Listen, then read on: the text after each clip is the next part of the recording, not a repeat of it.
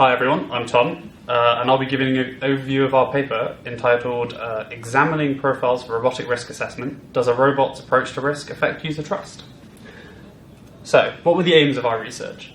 We were looking to see how a robot's approach to a risk would affect a user's trust in that robot. And the reason we wanted to do this is that you might not always be able to supervise a robot. You might want to leave it unattended and make sure that it's doing its task and trust that it will finish the task that's been set. Which really allows you to utilise its autonomous capabilities. On top of that, it allows you to have more faith in the robot's information that it's producing and giving to you. For example, in an evacuation situation, a robot may have more information about the state of affairs than you do, and you want to ensure that a user will trust that robot and follow its instruction if its instruction is correct.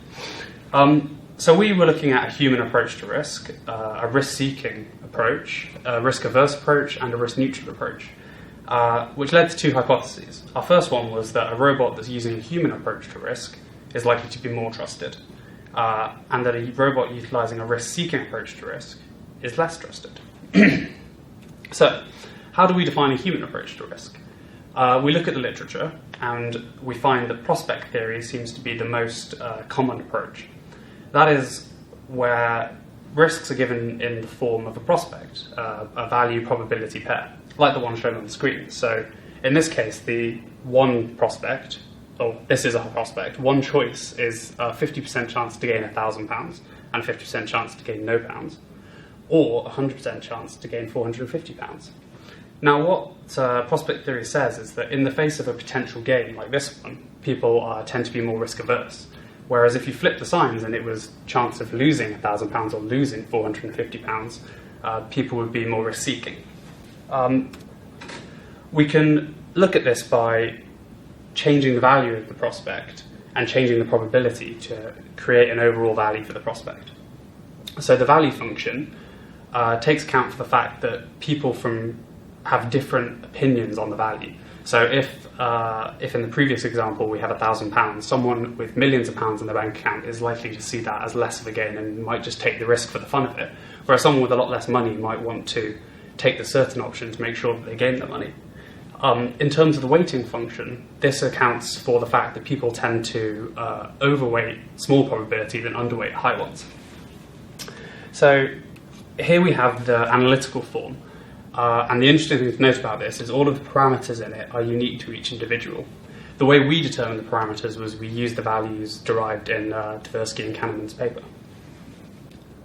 So, we tried to design user studies that would test which profile was more trusted, which profile out of risk-averse, where the robot won't take any risks, risk-seeking, where the robot will always try to maximise the reward by taking risks, risk-neutral, where the value is based on the expected value, and the human approach to risk, where it is based on prospect theory, as we've already discussed. We used the Unity games engine to create an ecologically plausible environment so that people felt immersed, and the task was set in a nuclear facility, so people were trying to maximise the area that the robot saw whilst minimising the radiation. So here we have the experimental setup. So you pass through 10 of these types of choices, these gates, where on one side of the screen you'll have one choice and on the other you'll have another. So in this case, the robot is indicating by highlighting the box blue and putting a picture of itself that it wants to take the 50-50 chance. The user can question the robot and question the robot further. If you question the robot, it will give the values it used to make its decision.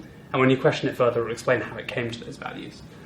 Ultimately, the decision must be altered or accepted. If you accept the robot decision, it will take the choice that's highlighted blue, and if you alter it, it will take the other one. So how are we measuring trust?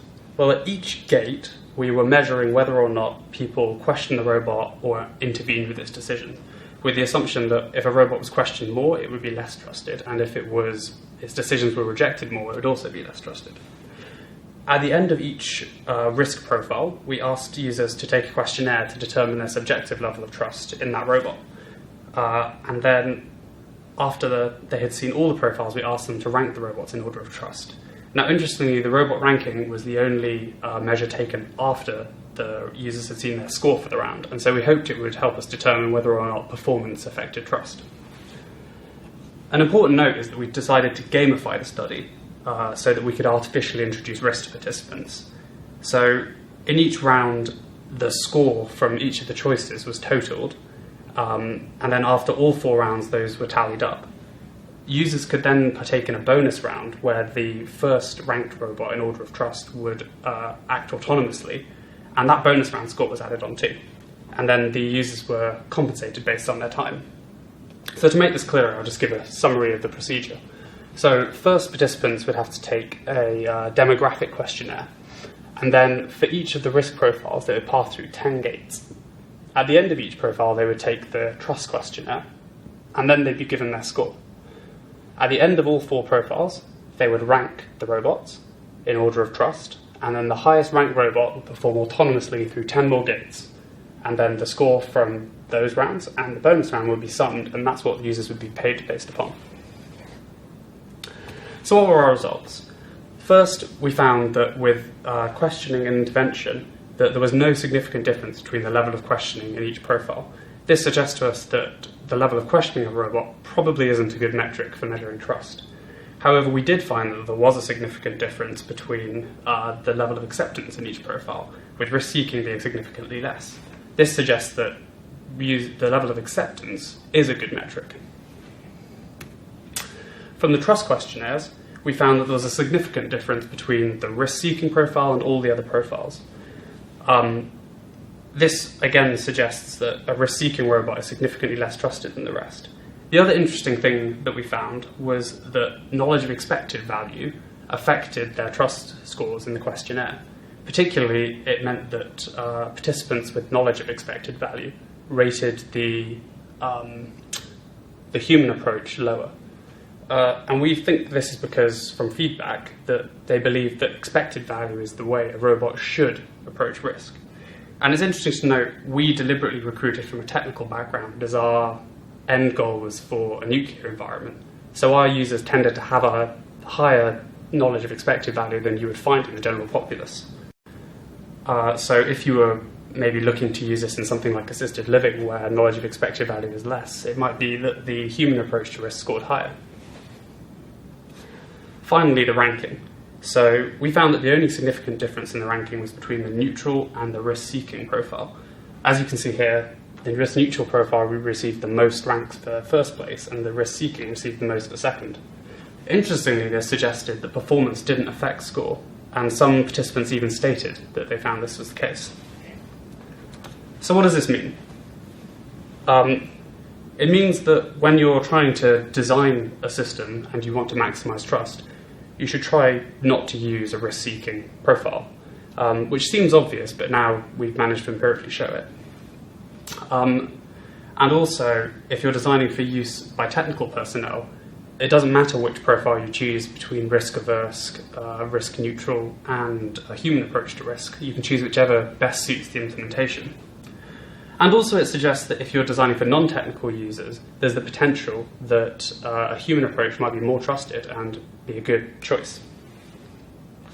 So just to conclude, we found that our first hypothesis was incorrect. People did not trust a human approach to risk more than the other approaches.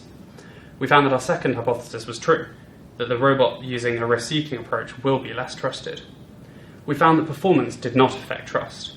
We found that acceptance of a robot's decision did in fact correlate with other trust metrics and therefore could form a useful measure of trust in the future.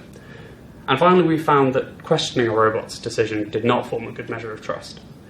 So in the future, we're hoping to investigate the parameters that define the human approach so that we can tailor it to the robotic implementation. Thank you for listening.